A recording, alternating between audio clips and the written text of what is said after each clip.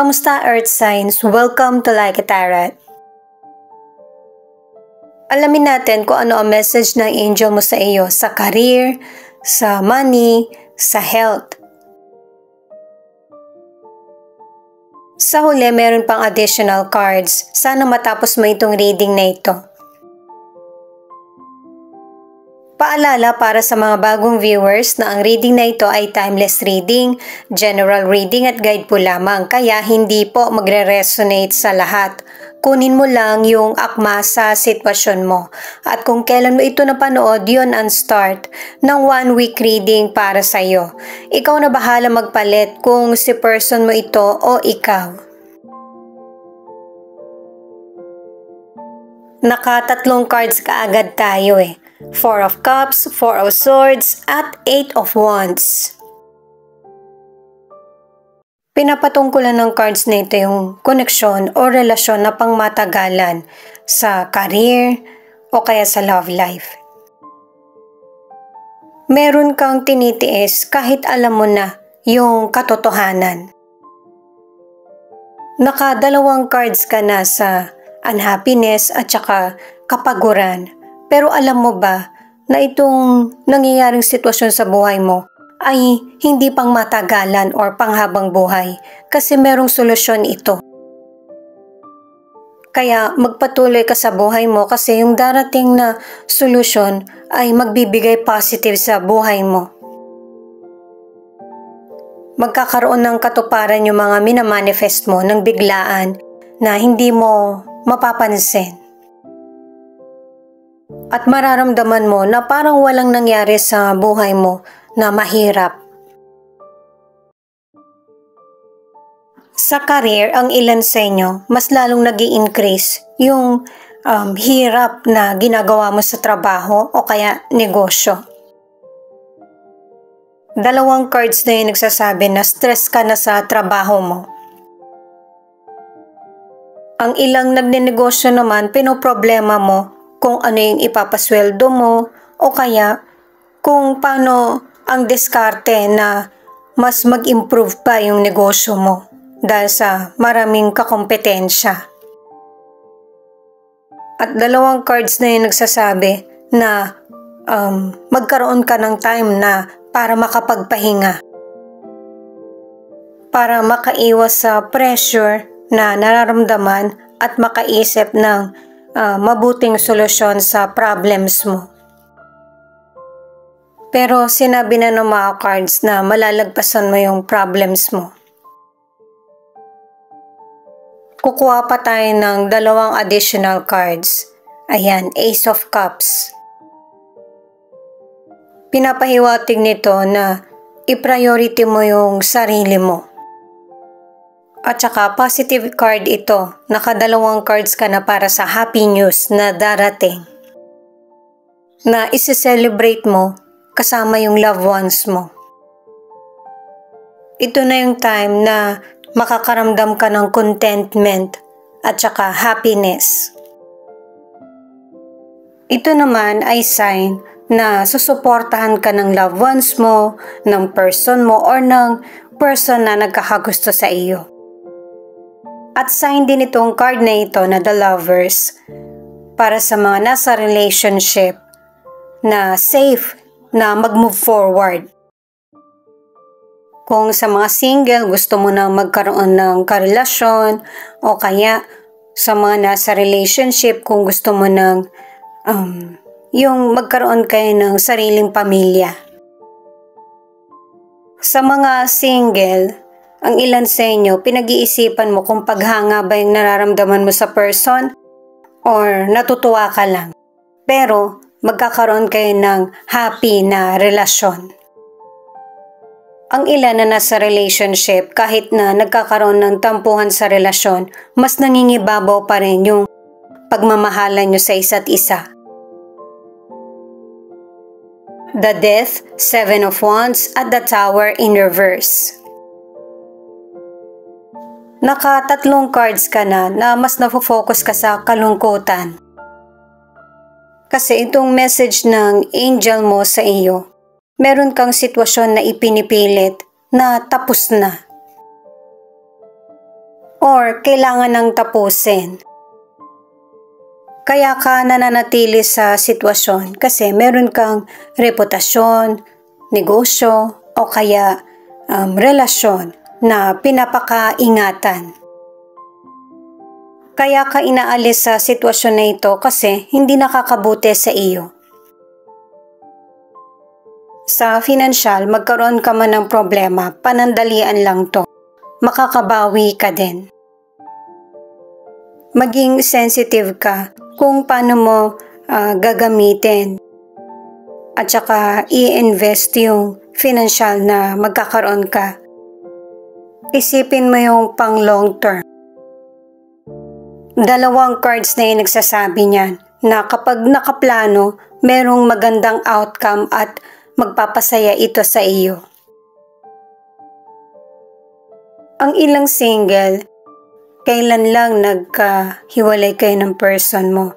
Ang iba naman, matagal na kayo nagkahiwalay pero fresh pa sa alaala mo yung ending nyo.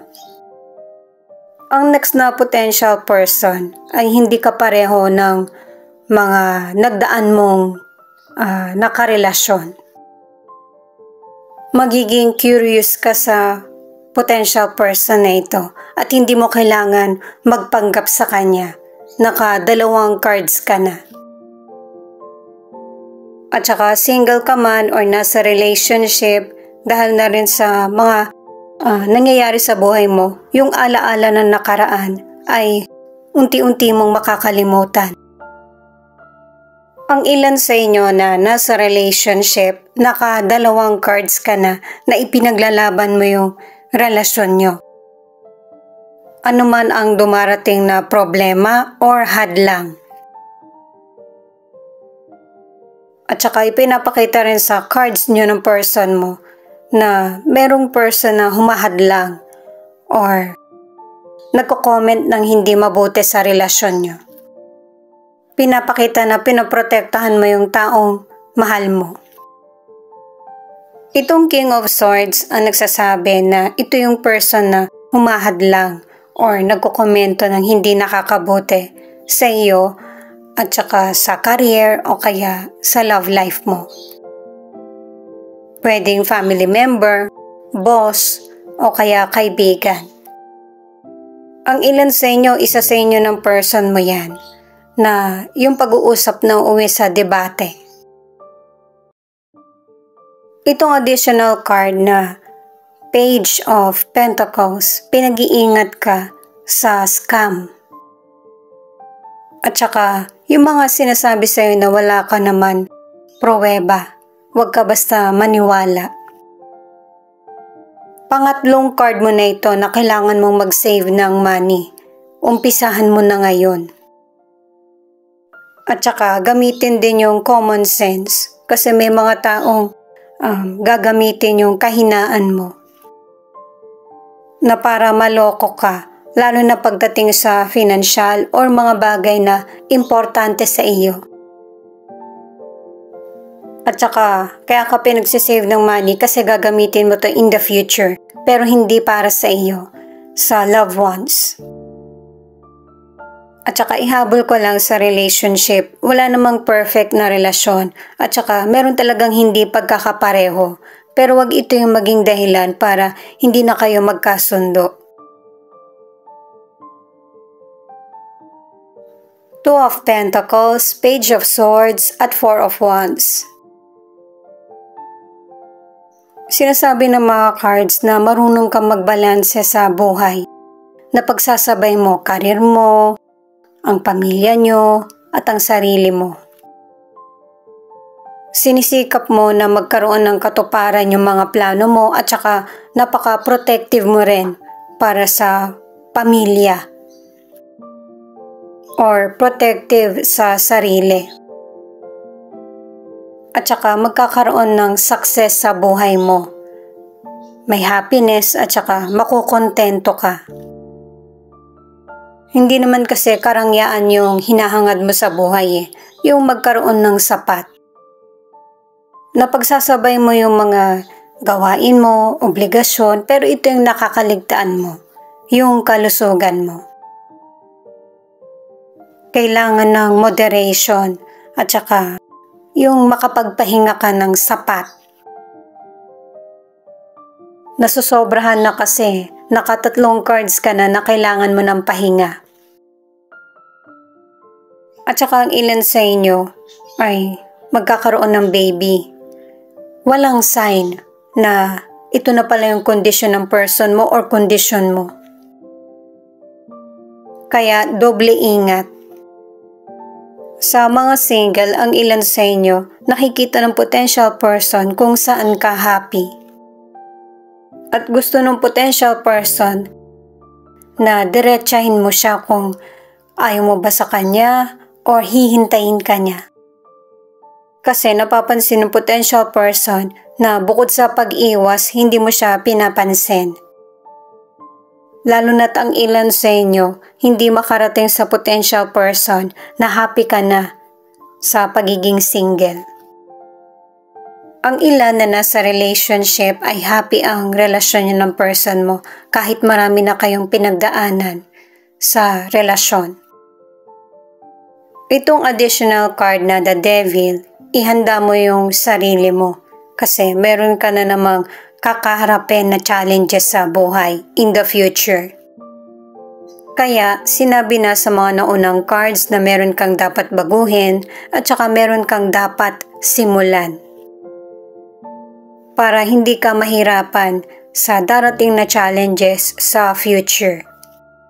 At saka pinapakita sa card na aaksyonan mo ito isa-isa. Ituloy ko na para sa mga nasa relationship, napaka-importante ng tulungan sa relasyon.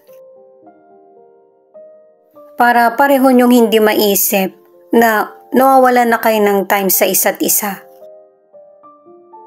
Katulad na sinabi kanina, kailangan ng communication at saka understanding at patience.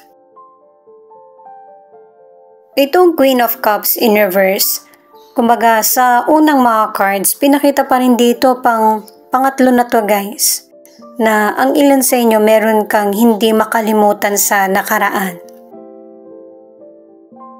Hindi mo maipakita yung totoong emosyon mo sa person mo o kaya sa kapwa kasi meron kang takot.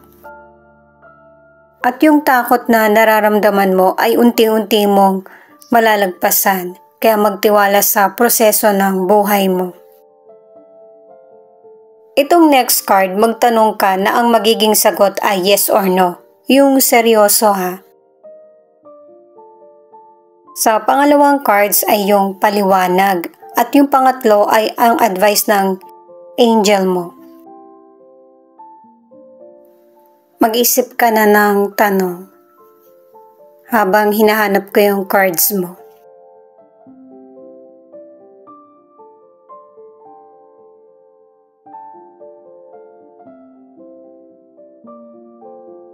Ready ka na ba? Ito yung kasagutan sa tanong mo. No. Ito naman yung dahilan sa katanungan mo kung bakit no ang sagot.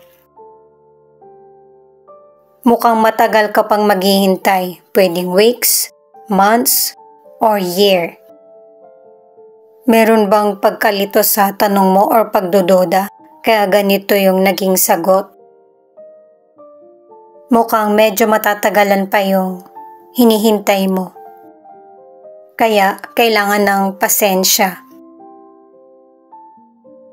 Kasi base sa mga cards, hindi pa ito yung tamang timing. Ito naman yung advice ng angel mo.